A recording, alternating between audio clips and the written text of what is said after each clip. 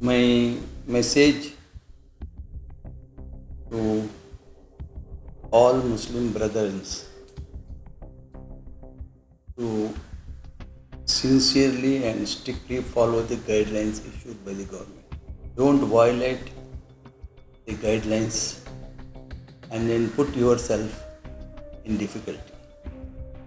We are duty bound to follow the law of the land, and now law of the land is that no animal defined in the Animal Prohibition Act should be sacrificed, and it is our duty to follow.